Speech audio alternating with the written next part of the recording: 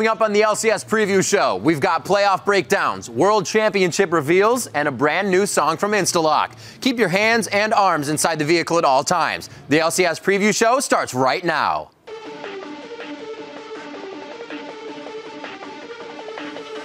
Why are there so much cameras in our face today? Because they're like, if EG makes it to playoffs, they can have a sick comeback and go 4-0 during Super Week. What a game!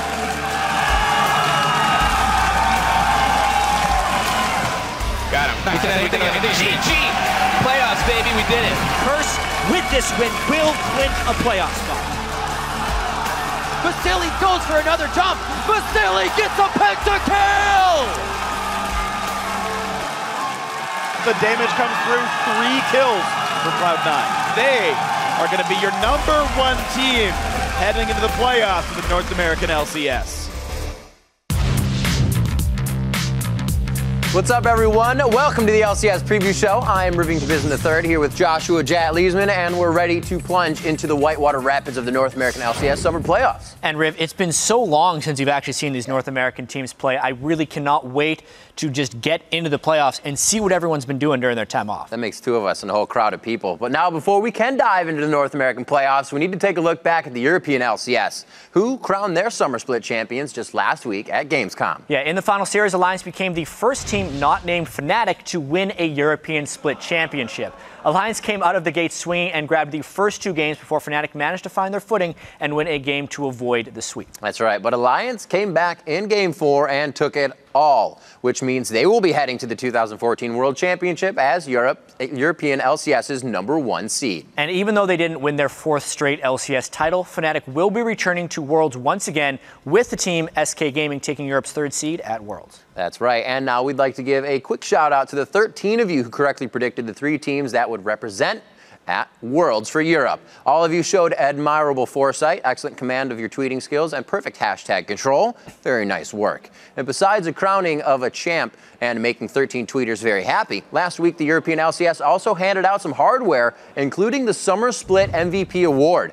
Reckless was dominant throughout the Summer Split, tying ManCloud for the most kills in a single split, while simultaneously setting the record for least deaths in a split as well. And the Summer Split Rookie of the Year was awarded to the Copenhagen Wolves' Woolite, not solely for his mechanics in KDA, but also for his fashion sense as well, which I've heard has been Fedora-y. Indeed, Fedora-y would be the word. So now let's turn our attention from the best in Europe to the best in the world, as 6 teams have now officially qualified for the 2014 World Championship. That's Korea's Samsung Blue, Turkey's Dark Passage, and the GPL's Taipei Assassins. They will all be competing for the Summoners Cup when Worlds kicks off on September 18th in Taipei. Yeah, the next team to qualify for Worlds could be China's Edward Gaming, who's going to play OMG in tomorrow's LPL Summer Grand Finals. If EDG wins that, they're in.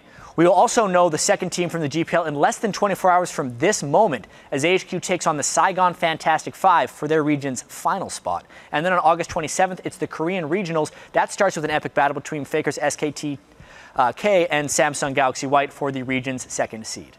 And also the next 4 squads to qualify will all earn their trip to Worlds up at PAX. And the final teams to qualify from China will be determined at the LPL's regional on September 6th and 7th. So once all of those regionals wrap up, we will know the 16 teams competing at the 2014 World Championship. But you won't know what Worlds group those teams will be in. That is until Monday, September 8th at 1 p.m. Pacific, when we will bring you a special reveal show. Yeah, the Worlds Reveal Show will break down all 4 groups and hook you up with all the info you need to follow the road to the Summoners Cup. Should be pretty sweet. But before we get to Worlds, let's turn back the clock and check out the action from the North American scene as the NALCS wrapped up the regular season of the Summer Split with a super week of action. What else? Our first highlight features Curse facing off against LMQ, as Curse were trying to lock in their playoff spot this week. It's like taking a trip down memory lane. These games were so long ago. I like this, though, Cop and X Special, they surprised a lot of people late in the season with how aggressively they could actually play 2v2. Known as a passive lane, but getting a lot of 2v2 kills. Very surprising, especially on the composition of Vasily and more. Again, Curse seems like they might be taking a little bit too much off of their advantage, but turn this into another 3-for-1 for themselves. Yeah, there was that rare error from Ackerman missing his body slam on Grog as he hit the Wolves, and that just allowed Voyboy to get going. He and his Tristana have been ridiculous. Expect to see that band out here this weekend. Another fight Curse can easily force themselves into as LMQ is going for broke here, but Curse aces them in their own base. It's that Curse double AD composition with incredibly strong tank lines. Braum and Maokai are the best in the business. Alliance actually mirrored this a bit in the EU playoffs to much success, but Curse is the one who started it off again. Doing what they needed to at the end. There's the chest bump that we're used to seeing between Voyboy and Dominate. Our next highlight coming between LMQ and Curse. Yeah, there was actually EG right here because they're just they had that 4-0 week. It's a shame they didn't actually make it to the playoffs because Curse did so well. But during these games, they had the chance of making it to that 6th seed, and they were playing quite well. Not necessarily with that start. You see the talent pick from Xiaowei Xiao. We saw a little bit from Voyboy as well. The end of the season has been pulling out a lot of different picks. This is and where a lot of different all plays came here. Tumbling down. LMQ thought they'd have the Baron here because you could see Altec on the minimap there. Really far away is Tristana, but LMQ just bailed the Baron pit. Ackerman couldn't be a tank line. And then when Tristana gets in late into a fight, it's just Kurtz. And after LMQ has been losing these fights, it seems like the ace is imminent. EG takes control of that 3-for-1, and they are sure to get an ace here in this matchup they find in LMQ's jungle. Yeah, this is actually kind of a bad sign for LMQ when they were losing to EG right here because their tank, Ackerman, got completely pulled away from the team, which actually allowed the rest of their team to get flanked. So EG definitely showing up in this game against LMQ. And it's just 27 minutes in. 46 seconds later, EG go on to win the game. Very fast game. EG finish at 4-0 on Super Week. Up next, a confident Curse looking to pick up a win against Team Solo Mid. We're going to be seeing TSM again today in the playoffs, but this was actually their sole loss to Curse on the split, and it wasn't a very good one. This fight by Curse was devastating to TSM. The teamwork that Curse has been bringing to the table is really working on the objectives. We see it at the Blues, we see it at the Dragons, and here they capitalize 5 kills at 9 minutes on Team Solo Mid in that match. Also, look at this champ select that Curse was able to put together in this team. Maokai, Yasuo, and Kog'Maw. If we look at the current landscape of the game, almost all of those are first pick contestable. So Curse was ahead of the meta during Super Week, and you can see why with these results. Curse making a meta out of the 3-for-1s. It seems like that was all they were able to get, but 3-for-1s are fantastic, and they'll definitely bring you to victories in the game. Curse destroys TSM in 32 minutes. Now we see Cloud9 going up against CLG. The sub squad. The squad of subs. Yeah, this one was actually interesting because Cloud9 needed it for the first seed in North America heading into the playoffs. Crazy to think they had to get that against this CLG sub squad, but they always put up a fight in all of their games during Super Week. Putting up a huge fight until it comes to the team camaraderie. The team fights themselves, and that's just where the chaos begins and Cloud9 takes over. Cloud9 is the definition of teamwork for the North American LCS. They come together so well in team fights, especially near the end of the split with this huge surge, and they just kind of exploited the fact that COG had not played together very much so during that game, and they cruised to an easy win. That fight there, the 3-0, like you said, to an easy win and another first place finish for Cloud9. Absolutely. Crazy. After 11 weeks, 128 games, several blue shells, and 3 pentakills, the final North American LCS standings look a bit like this. After finishing at the top of the standings in their first 2 LCS splits, it took Cloud9 all the way to the last week of the summer to reach #1. But it's not where you start.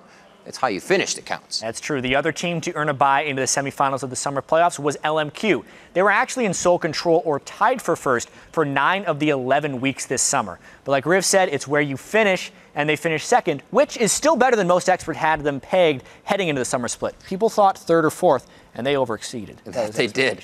Now, if you take those standings and extrapolate them into a playoff bracket, it looks something like this. Because of their 3rd and 6th place finishes, TSM and Dig will face each other today in a best-of-5 to decide who will take on LMQ in the semis. And then tomorrow, it's the 4th-seeded Curse. What's new? Taking on the 5th-seeded Counterlogic Gaming in a quarterfinal match that determines who will be taking on Cloud9 next week at PAX. And remember, the losers of the quarterfinals will be dropped into a 5th-place match with the team that finishes 6th. Joining Complexity and the Evil Geniuses as the LCS squads fighting for their LCS lives in the spring promotion tournament. And conversely, the top 4 squads will fight for the 3 seats at this year's World Championship, meaning the 3rd-place match taking place on August 31st will be the difference between a shot at the Summoners Cup for the winners and an extended vacation, unfortunately, for the 4th-place team. That's right. And now to take a closer look at this weekend's quarterfinal matches, we decided to bring in some experts to share their knowledge and insights into the teams competing for the Summer Split Championships and a spot at Worlds. But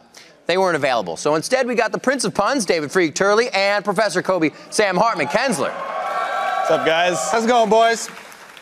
All right, gentlemen. Well, the first two teams compete in today's quarterfinals match that takes place right after we get done here with the fabulous preview show. The third-seeded Team Solomid and the sixth-seeded Dignitas. Heading into the summer here, we saw that Team Solomid made some huge roster moves, hoping to get the squad ready for their fourth trip to Worlds. Longtime members Odd One and Special were out. Amazing and Glebe, they're in. But despite their mid-season moves, the Team Solomid has been consistently stuck in the middle of the pack throughout the summer. While they have a great record against teams in the bottom of the standings, they've struggled, as we said, against teams with a winning record. And guys, the addition of Loco Doco as coach and Lustboy at support of late in the split has Team Solomid playing a bit better, as we've seen. But will it be enough to equal a trip to Worlds on that side? On the other side of the coin, on this side of the rift, is Team Dignitas. They made some huge midseason moves to their own, replacing the legendary Scara with Shifter and adding even, his teacher calls him, Zion Spartan to the top lane. And the addition of these two solo laners paid immediate dividends, as everyone saw, with Dignitas getting off to a 5-1 start in the first 2 weeks of the summer. But since their hot start, Dignitas has fallen off and fallen from first, all the way, as we said, down to sixth, only winning 2 out of their last 12 games. With all of that, however, if you look at the head-to-head records between these two teams, it's a different story, gentlemen. Dignitas beat TSM 3 times during the regular season, but that being said, Team Solomid's victory came during the final week of the summer with Lustboy on support, so the changes seem to help. Gentlemen, what will Solomid need to do during this quarterfinals to kind of bring themselves into the semis? Freak, we'll start with you. Well, honestly, I think TSM are the favorites coming in. I think if they just keep being TSM, they're likely to win this matchup. They're a stronger team overall. The one weakness I think they have is that Bjergsen is struggling balancing shot calling versus individual play. He doesn't really want to do both. He said it actually affects his individual play when he does have to shot call. But the guy who's been awesome so far for TSM and the big boon is Wild Turtle, the AD carry down to that bot lane. He's been amazing overall, and his stats are going to show it. Yeah, the first one I got to look at, though, is got to be the jungler. Amazing. Everybody's talking about his champion pool. And yes, they've only found wins on the Lee Sin and the Elise. However, people are overlooking that Kha'Zix has been introduced. He's extremely strong now with the W max. Also, in the actual games where he played Jarvan, they've been looking better and better progressively. So even though they haven't found wins, I don't think it's going to be as big of a problem for TSM this time around, especially since Dignitas have chosen red side for every match this time, so they won't have that first pick to take away another jungler. Yeah. All that being said, I also got to commend Dyrus, because in the top lane, there's a reason we call him a consistent rock in the top lane. He's got great stats up there, especially for CS, and going against Zion Spartan, Dignitas have been doing this recent strategy where they have Crumbs camp for Zion, and when Zion gets ahead, he teleports to another lane to try and save the bottom lane or something. And when that doesn't work out for them, they completely crumble. It's very hard to do that against Dyrus. This is going to be really interesting for TSM. Dyrus, the consistent top laner, but TSM, they're a consistent team, and that's not necessarily a good thing because they've consistently not performed against teams better than them if we look at it across the board. It's really going to come down to, I think, the time they've had off here. 3 weeks with Lustboy, who is still a new addition, how that communication and synergy is coming together to kind of take pressure off the other lanes and let everyone carry in their individual lanes when TSM is at their best. They have to do that. I do think that's really interesting, especially since the only game that TSM won against Dig was the most recent game, and it's where Dig did not ban any jungle. So with Dig being red side and not having that ability to first pick and take away another one, it's going to be up in the air, I think. All right, well, let's talk about that, and we'll stick with you, Kobe. On the other side of the rift, we have Dignitas. What do they need to do? So Dignitas, I'm definitely going to be looking at the mid lane, of course, because there's a big discrepancy in stats for the mid lane here. Shifter has definitely a huge advantage as far as the KDA is concerned over Bjergsen in this one, but you have to take into account the difference in play style of these two guys. Shifter has really trended towards the back line, playing very safe. He's a conservative guy nowadays. And he gets a lot more kills, especially since Dignitas, in their wins, they just go ham, and they get way more kills than they necessarily need to win the game, so it kind of inflates the stats a little bit. But if we even saw Crumbs right there, like if that doesn't work, they just end up falling apart there. Even in the wins, he had a low KDA. Yeah, it's because, you know, this playstyle for Crumbs is very high risk. You know, he goes squishy. He builds damage and he gets wards. And that means if you make a mistake, you're going to die. Yeah, honestly, I don't know. Dignitas, to me, just haven't improved much as a team. The roster worked at the beginning, but they haven't improved compared to every other team, which is why they've done so poorly in the last few games. I mean, that's the thing. We mentioned 2-10 during their last 12. Right. Those wins came against EG in Week 9 and the CLG sub-squad during Super Week. They really haven't beaten any top-tier competition in a long time. All right, and we'll have to find out if it's going to be Team Solo Mid or Dig advancing here as to meet Cloud9 after today. But we'll have to wait till tomorrow for our second match, the quarterfinal matchup, the 4th-seeded Curse versus the World Travelers, Chronologic Gaming. And even though these two teams ended the summer with identical records, their journey could not have been different. This summer, Chronologic Gaming looked like they might have finally been able to live up to their potential. Aphromoo made a case for best support NA as the Rush Hour bot lane propelled CLG to the top of the standings, where they were at least tied for the first 8 weeks, rather. But Doublelift and crew ended the season on an 8-game slide, and they fell all the way back to 5th place. On the other side of the rift, Curse finished the summer absolutely red hot. Voyboy and crew had growing pains early in the split, as a lot of people saw, and with former TSM support Xpecial, and Curse tried to find their game. But by week 11, Xpecial was looking like an all-star support once again, and Voyboy was buster-shotting the mid lane meta. After being on the brink of relegation for most of the split, Team Curse picked up and proved they could beat any team in North America on their way to now an annual 4th-place finish. One of the teams that they beat a lot this summer, go figure, is Chronologic Gaming. They hold a 3-1 lead in the head-to-head matchup with CLGs, and that only win coming way back for CLG in week 1 of the summer split. Guys, based on the way that they finished the summer split and head-to-head record against CLG, Curse has got to be feeling pretty confident heading into this matchup. So what do you think they have to do to send CLG to the 5th-place match? I think Curse just has to keep doing what they've been doing. They have been so red hot lately. We look at their record against playoff teams in the second half of the season, it's 8-2, which is the best mark amongst everyone in the league. Across the whole year, they have the second highest team KDA, which means if they get their organization shot calling together late game, they know how to win the early game. And their pick and ban phase is frankly a little bit unique, which I think gives them a bit of an edge over other teams as well.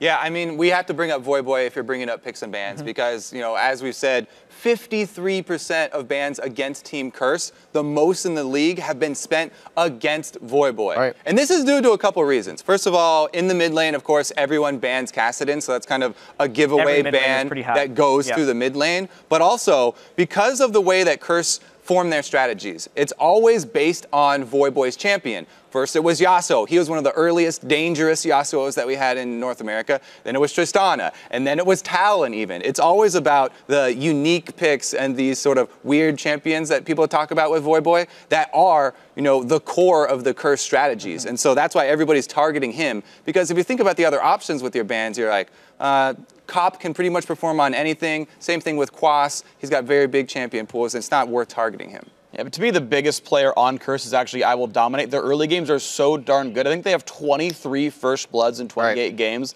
And Dominate, to me, is like the #1 jungler. NA, he makes things happen. Curse crush games early on. I think that's the key to victory here. All right, we'll have to see. Well, Curse is the higher seed and owns a 3-1 record in the head-to-head this summer. That doesn't mean that CLG is being intimidated. Freak, what does Doublelift and crew really have to do here to turn the season around and win this series? Well, thankfully for them, I think they've actually already done it. The fact that they went to Korea and just kind of had Monte Cristo be a dad for the team and fix their interpersonal issues. They were screaming at each other a month ago. If you guys watched Chasing the Cup, these guys were tearing each other's throats apart right here. Right. But since then, they seem to be a lot happier internally, and that's a big thing for CLG. And it's part of the reason they were slumping earlier on. I honestly don't know what to expect coming into CLG, returning from Korea. It's such a wild card. They've been gone for pretty much a month. Yeah. We have to account for jet lag. We're obviously not getting rid of it, but they did come back about a week ago. There's also the fact that they've been trying different strategies. Losing a lot of your scrims, even though people say you learn in defeat, can be completely demoralizing to a team. I have no idea what's going to happen with CLG. They could be the best team in North America or the worst at this point. Well, of course, yeah, I have to agree with everything, you know, it being the unknown factor here, the extra time over in Korea. But you got to point out that it gives a pretty big advantage. CLG were able to see Curse use everything. Curse had to pull out all the stops to make it into the playoffs. They were forced into the position. So CLG have already seen the Tristana mid. They've already seen a lot of these tricks that Curse have gone to, and they've already seen the Talon pocket pick. So CLG won't be surprised, whereas running away or going over to Korea to practice and, you know, stick with the rest of your team, they've hidden so much of what they have been working on. It's a really big advantage. Yeah, it's a huge strategic advantage for CLG. All right, so we talked a little bit about the teams that will be facing off in the quarters, but there's some semifinals teams. Of course, the winners of this weekend's quarterfinals will advance to face the top 2 teams in the league next week at PAX. The new kids on the block, LMQ, and the NALCS dynasty that is Cloud9. Despite finishing with the #1 seed in the playoffs for the 3rd straight split, this summer was by far Cloud9's most difficult in the league.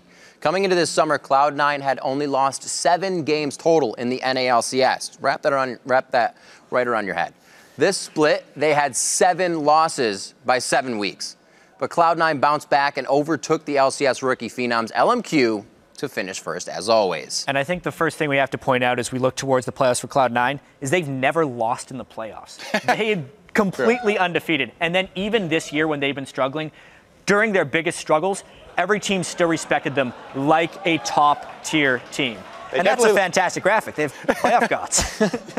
Yeah, they're honestly amazing. And one thing that helped them as well later on in the season was the fact that we went back more to normal lanes. C9, especially now that Meteors is so passive early game, requires their laners to be just good in their one-on-ones. Balls has stepped up by the end here. He's been awesome, that, you know, perennially top laner in North America. And so the fact their individual skill has shored up has affected them a lot.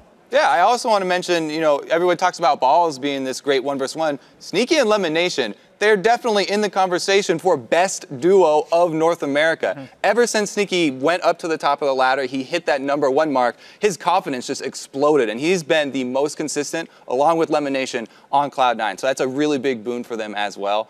They definitely have to be feeling very good about their shot at Worlds, because they also own those tiebreakers. Very important for them. They are 3-1 against both CLG and Curse. So they're probably the favorites going into this. Absolutely. It's such a crazy thing for them to just have such good records against the teams they need to beat, even if they're a little bit mediocre during the start against certain teams. Yeah, that's right. And the team that that Cloud9 could very well be facing in the finals is the most successful rookie squad, as we've been talking about since, well, Cloud9. LMQ has shared a first place share for 9 of the 11 weeks of the summer split. Their 18 wins tied Cloud9 for the most in the league, and their individual players led the LCS in several categories, if you've seen from recent preview shows. Now, they wait in the semifinals, just 3 wins away from a trip to Worlds after just 1 split in the LCS. It's kind of crazy to think of, and most teams said they'd be middle of the pack. Yeah, I think one of the biggest reasons they were able to climb to such heights is their ability to find fights and win them almost at any moment. Like, they're still catching people off guard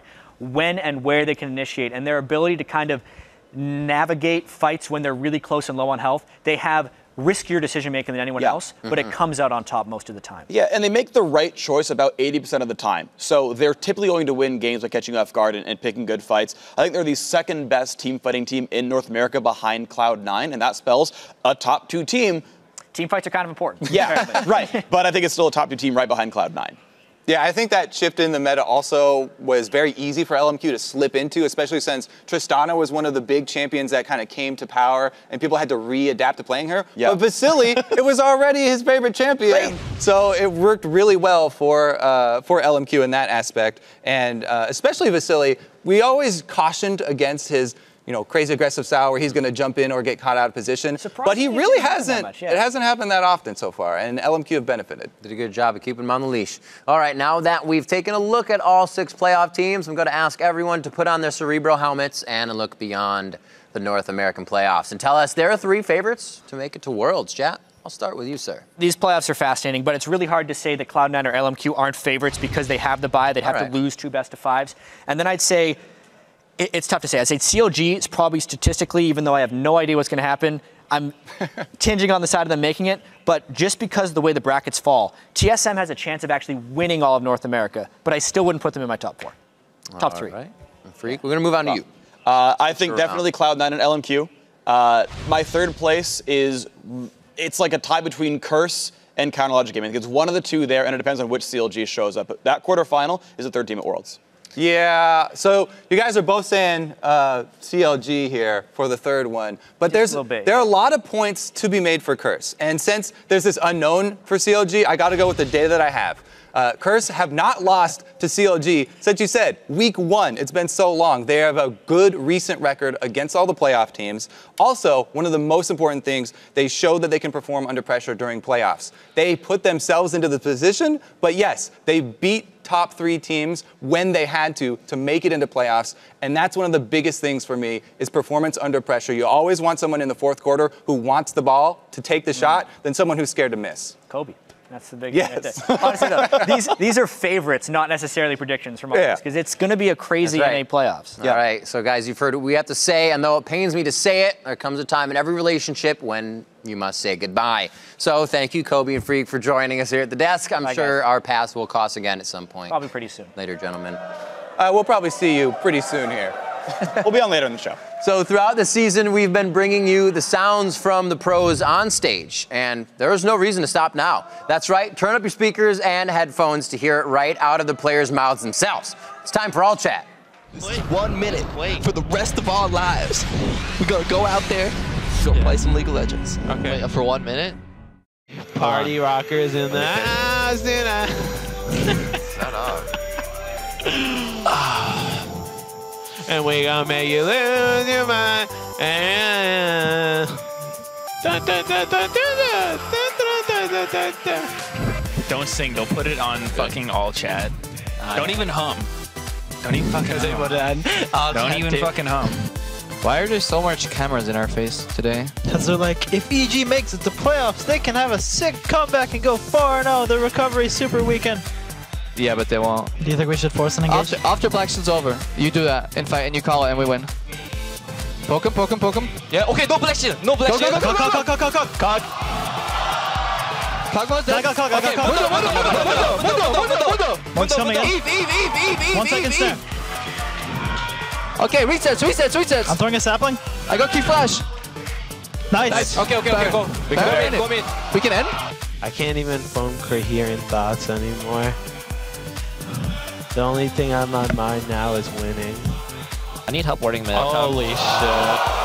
Oh my god. Just leave me. Oh shit, Talon's in here. Like, I have the bot. I'm dead. Holy guacamole. I'm on at least. We can maybe end. Vasily flash him. Got him. We can end. GG!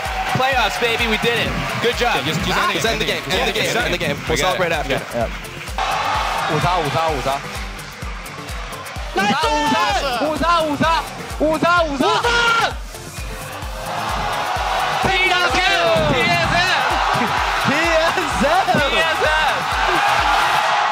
Holy guacamole.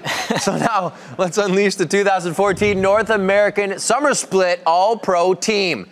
It's going to be in the top lane. It's Balls. Cloud9's top laner found his form in the second half of the season and propelled Cloud9 to first place in the standings. And in the jungle, it's his teammate Meteos. Like Balls, he found his form in the second half of the season. Once the game standardized back to normal lanes, he really started to dominate like he did back in the 2013 season. And Xiao Weishao owns the mid lane. His dominating gameplay is one of the reasons LMQ never left the first or second spot in this split. The most kills for a mid, along with the highest gold total for any player in North America, makes him a pretty scary opponent. And CLG's 80 carry doublelift is the first half of the All-Pro bottom lane. Even though CLG has gone through an uneven season, he was the most consistent he has ever been, which leads to this honor. And it should come as no surprise that the support role goes to his teammate, Afromu.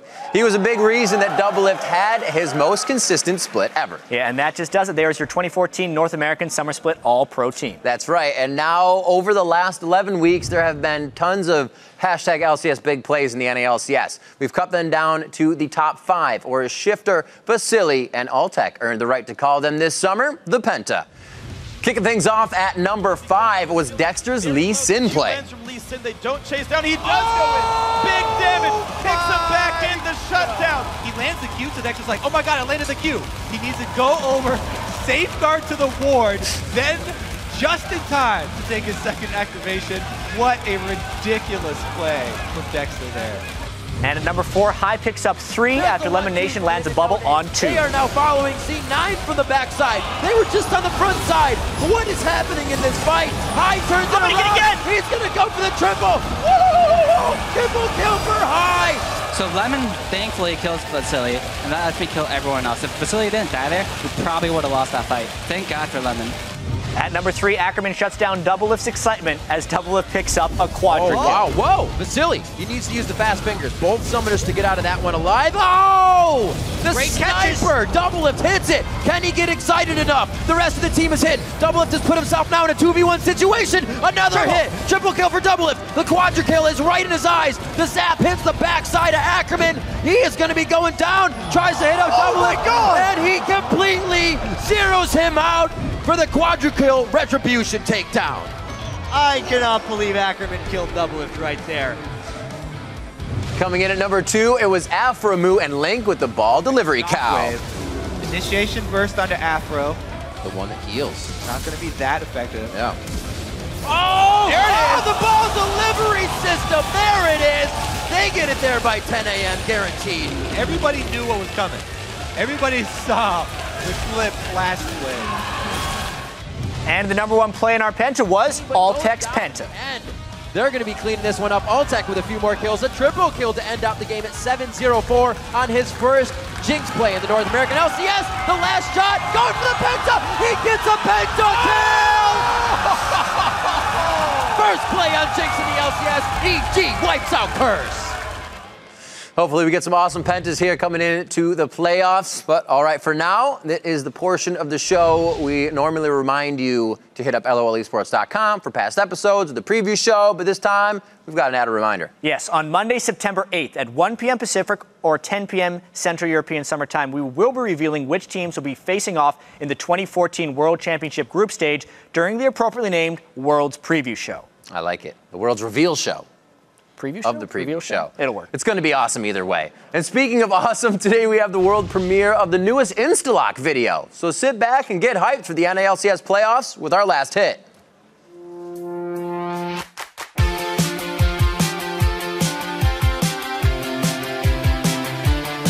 The season's coming to an end. The crowd is chanting for TSM. No matter who is playing, raise your dongs for I'm a cutie pie. Curse is back again, but without saying how old this my veteran. And CLG's been training in Korea. Hope is worth the time. Now let's see who will rise. Oh, they're fighting for. Oh, a spot at the season for Worlds. And these games are what will decide. Oh, they're fighting for. Oh, a spot at the season for Worlds. We'll cheer for the killing awards. And these games are what will decide. Cloud9 is ahead, as well as LMQ a close second. Let's not forget about the casters, Riv and Jack, in the beautiful Twitch chat.